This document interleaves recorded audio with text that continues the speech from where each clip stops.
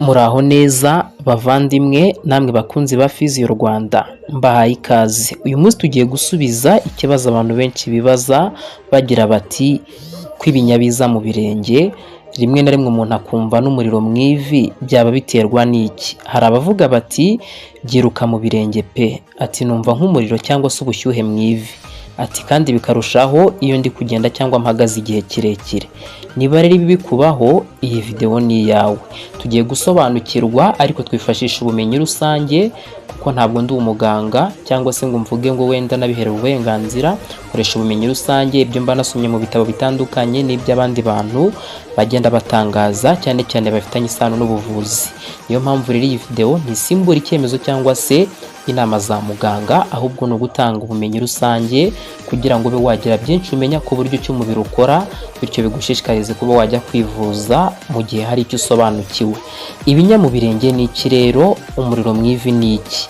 Mbere na mbere reka nkubwire ko ibinya mu birenge ari ukumva mu by'ukuri uruhu rw'ikirenge rusa naho rukomera, ukumva hari nk'uduce dukomeye munsi y'ikirenge, akenshi mu by'ukuri ukumva birababara iyo utangiye kubigendera. Urumva niba uteye ikirenge ukandagiye hasi ukumva urasa n'ubabara mu kirenge hasi. None ibijyanye n'umuriro mu ivi, aho ni ukumva ubushyuhe cyangwa se ukumva gutwika cyangwa se ukumva gushya cyangwa se kubabuka, rimwe na rimwe bikajyana n'ububabare, bigashobora kugaragara niyo mu by'ukuri nta gikomere ufite ku ivi. Ibi byombi rero akenshi bifitanye isano n'uko amaguru n'amavi bikora, cyane ko abashakashatsi bagiye babigaragaza bavuga bati impamvu zituma ibi bibaho, impamvu ya mbere ni uguhagarara cyangwa se kugenda igihe kirekire.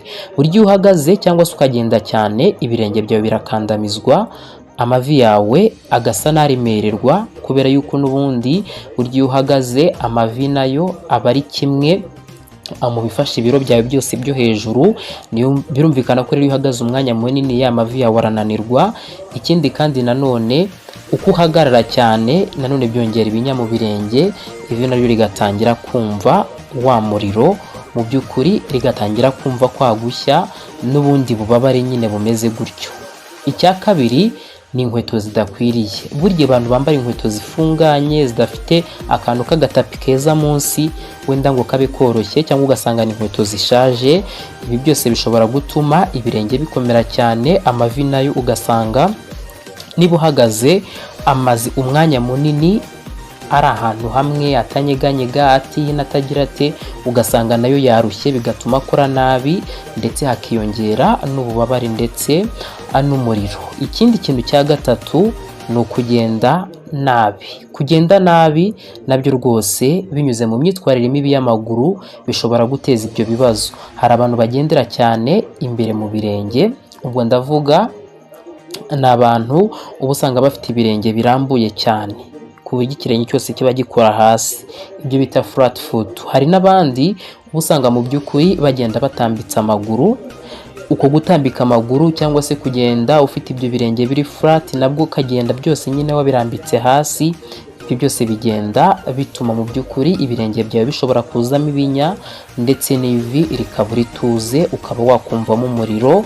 Ni nayo mpamvu uko kuntu urambika ibirenge hasi ukabigenderaho cyangwa se ukaba ugenda utambitse amaguru, mu by'ukuri bituma amavi ashobora kugenda agasa n'agwamo imbere cyangwa se akaba yasa n'agwa inyuma. Ibyo byose rero bikaba byagutera bwa bubabare ndetse n'umuriro wumva mu ivi. Ikindi kintu cya kane abashakashatsi bavuga ni ukuba umuntu yaba afite ibiro byinshi. Burya ibiro byinshi byongera nanone umutwaro ku birenge cyangwa se nyine biremerera ibirenge. Niba duhagaze urumva ibiro byose ufite ku mubiri biba byose byitsindagiye kuki? Kuri cya kirenge nicyo kiba kibifashe. Bivuze ngo iyo byitsindagiye hari byinshi, icyo gihe cya kirenge gishobora kwangirika ndetse rwose n'aya mavi yawe, kuko ibiro byose niho babimanukira bigera mu maguru, naho ugasanga byongereye igitutu ya mavi yawe, nayo ukumva mu by'ukuri aragenda ababuka cyangwa se ukumva aragenda kurya, n'ibirenge byawe bikarushaho kugenda bikomera ariko kandi bigenda bizamo n'ibinya. Ikindi kintu cya gatanu bavuga ni imikaya n'imitsi yawe ndetse n'imyakura, mu by'ukuri bishobora kuba byabangamiwe cyangwa se ugasanga imikaya yawe ntabwo ikomeye. Burya iyo imikaya y'amaguru idakomeye, itari gukora neza, akenshi amavi arananirwa bigatera kuba umuntu yagira umuriro mu ivi ndetse no kuba yagenda nabi bikaba byakurura bya binya mu birenge. Ni ukuvuga ngo iyo ufite imikaya idakomeye bishobora gutuma ugenda nabi kubera ko nyine amaguru nta mbaraga aba afite. Ibi byose rero bikaba byatera bya binya byo mu birenge ndetse bikaba byanatera kuba wagira wa muriro mu mavi. Ikindi kintu cya gatandatu ni indwara zimwe na zimwe. Hari indwara zishobora gutuma ibi bibaho, harimo nk'indwara z'amavi, indwara z'imyakura, indwara z'imitsi ndetse n'indwara z'isukari, diyabete.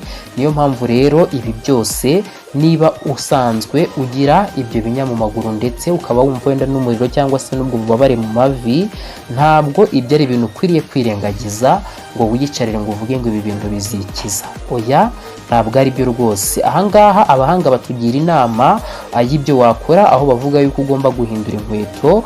Nibura inkweto wambaraga ukaba wazihindura ukambara inkweto nibura zigukwira neza, zagutse neza, ariko nazo nyine zitari nini cyane ku buryo ari za nkweto ushyiramo ikirenge kikakujabuka, izo ntiziba arizo. Wambara nyine inkweto ubona zigukwira ziringaniye. Nanone ukambara inkweto zifite agatapi koroshye, biragufasha ariko katoroshye cyane. Ikindi nanone ukambara inkweto zidashyira igitutu ku birenge ndetse n'amavi. Buriya hari abantu bakunda kwambara ibikweto birebire cyane ku buryo ki usanga zibangamira ibirenge ndetse zikenda no kubangamira mu mavi, ku buryo ari wa muntu ushobora kwambara inkweto ndende no guhina mu ivu ugasanga biragoranye, cyangwa se ugasanga yambaye inkweto zinashinze ariko ugasanga zifite imigozi igenda iziritse ku murundi. Ibyo byose bigenda mu by'ukuri bishobora kubangamira uburyo uhagarara mu mavi ndetse no mu birenge. Ibi byose rero iyo wabihinduye ukabyitaho bishobora kugabanya bya binya byo mu birenge ndetse no kuba wagiraga umuriro mu ivi cyangwa se ubwo bubabare. Ikindi kintu cya kabiri kigaragazwa n'abashakashatsi ni ukwita ku birenge. Burya buri gihe ugomba gukaraba ibirenge byawe neza, ukagerageza nibura kubishyira mu mazi ashyushye iminota 10, ukanoroshya uruhu niba rukomeye cyane. Mu gihe ubone hasi mu kirenge cyawe hakomeye cyangwa se ukaba ari kubyumva, ushobora gufata ikirenge cyawe ukagishyira nibura mu mazi ashyushye nk'iminota 10 kugira ngo byoroshye rwa ruhu rukomeye na bya binya bigabanuke. Ikindi kandi ikirenge cyawe ukagisiga amavuta kugira ngo bitume rwa ruhu nyine rudakomeza gukakara cyangwa se ngo rukomere, kuko rukomera rugakanyarira nibyo bigenda bituma bya binya byose bizamo. Ikindi cya gatatu ni physiotherapy cyangwa se kugana serivisi z'ubugororangingo. Burya serivisi z'ubugororangingo cyangwa se physiotherapy cyangwa se kine ni ukuvuga ngo zishobora kugufasha mu gukomeza imikaya y'amaguru, gutunganya uko ugenda ndetse no kugabanya umuriro n'ububabare mu ivi. Iyi ni imwe rero mu nzira nziza cyane nagushishikariza kugana. Niba ufite ibyo bimenyetso byose, gana physiotherapy ku ivuriro runaka rikwegereye bagufashe. Ikindi kintu cya kane ni ugukora imyitozo yoroheje. Urugero ni ukuzamura no kuba wamanura agatsinsino. Ikindi ni kuba wazunguza ikirenge ntikigume mu mwanya umwe, nibura niba wicaye cyangwa se uhagaze ukagerageza ukabuja ikirenge nibura kikamuvinga. Ikindi ni ukunama no kugorora ivi ryawe buhoro buhoro, icyo bita gusutama. Ukagerageza gusutama buhoro ukongera ukazamura, ugasutama buhoro ukongera ukazamura, ariko nyine ntugeze aho bikurya. Ibi ngibi bifasha amaraso gutembera neza mu mubiri, bityo bya bibazo wari ufite bikaba byagenda bigabanuka. Icya gatanu ni ukuruhuka ndetse no kugabanya akazi kenshi kakuvuna cyangwa se kugabanya umutwaro. Irinde guhagarara umunsi wose cyangwa se guhagarara igihe kirekire. Nanone kandi wirinde kugenda cyane utaruhuka. Ugomba kugenda ariko ugafata n'igihe ukaruhuka. Ruhuka by'umwihariko binyuze mu kuba ushobora kuvuga uti niba nicaye reka ngerageze nzamura amaguru ho gatoya kugira ngo nibura y'amaguru areke kuguma mu mwanya umwe ahagaze, kuko y'amaguru agumye mu mwanya umwe ahagaze bishobora kongera ibi bibazo byo kuba wakumva ufitemo ibinya cyangwa se mu by'ukuri ukaba wagira n'uwo muriro mu mavi ugendana n'ububabare. Ikintu rero ugomba kwitaho ni ugutandukanya imirimo n'ikiruhuko. Burya uko tubona ko gukora ari ingenzi ni nako no kuruhuka ari ingenzi. Iyo waruhutse neza usubira mu kazi umeze neza, naho iyo wakoze gusa nturuhuke usanga n'ubundi wangije umubiri wawe wawunanije, ariko noneho n'ejo washaka kujya gukora ntugukundire nyine kuko warushye. Biba ari byiza rero ko turuhuka. Reka turebe rero ibintu umuntu aba agomba kwirinda by'umwihariko mu gihe afite ibi bibazo. Ugomba kwirinda nyine inkweto zifunganye twabivuze, ugomba kwirinda kwihanganira ububabare igihe kirekire. Izi ndwara bitewe n'uko ari indwara iza nihita ikuzahaza wenda ngo uvuge ngo nanayiburiramo ubuzima. Hari igihe abantu babifata nk'ibintu bisanzwe, akavuga ati nzivuza ibintu byakaze, ariko ntabwo ari byo. Ugomba kujya kwivuza niba ufite ububabare. Icya kabiri ndetse navuga ko ari n'icya gatatu, kuko inkweto zifunganye zo twari twazivuze, ni ukwirinda kwivura uko ubonye cyangwa se ibintu byose umuntu akurangiye ngo ugende ubikora. Ntabwo biba ari byiza. Ugomba kujya kwa muganga bakagusuzuma bakamenya icyo urwaye, noneho bakakwandikira imiti cyangwa se bakaguha imyitozo babona igukwiriye. Ikindi kintu ari nacyo cya nyuma ni ukwirinda gukata hantu wumva hari ibinya ukoresheje icyuma. Hari abantu bumva ibinya bijemo cyangwa se kumva umuriro uraje, akavuga ati aha hantu ndumva nshaka kuhakata. Yewe bamwe baranahakata cyangwa akaba yafata agashyira ku ziko cyangwa agashyira ku kintu gishyushye. Ntabwo ibyo ari byiza, bishobora kukwangiza kurutaho. Ahubwo icyo ugomba kwitondera ni iki ngiki. Niyo mpamvu ngiye kukubwira igihe ushobora guhita wihutira kujya kwa muganga. Ugomba kwihutira kujya kwa muganga cyangwa se umuphysiotherapist niba ugira umuriro mu ivi ariko ukumva uriyongera, niba kugenda bikugora, niba ibirenge byawe wumva bikomeza kubabara cyane, niba kandi usanzwe ufite isukari nyinshi cyangwa se uzi ko hari ubundi burwayi ufite, biba byiza iyo ujya kureba muganga. Bavandimwe rero, ibinya mu birenge ndetse n'umuriro mu ivi ni ikimenyetso cy'uko amaguru yawe arimo aruhuka nabi ndetse atari gukora neza nk'uko byakabaye bigenda. Icy'ingenzi rero, ambara inkweto nziza, wite ku birenge byawe, utangire kugana abaganga hakiri kare kugira ngo bagufashe uburwayi butarakomera, kuko buri gihe nk'uko mbibabwira, kwivuza hakiri kare byongera amahirwe yo gukira. Kuri Physio Rwanda tugamije kubigisha ubuzima mu buryo bworoshye kandi bufatika, hamwe buri umwe wese aba ashobora gusobanukirwa ibintu, cyane cyane tukibanda ariko kuri ibi bintu bigaragara inyuma ku mubiri.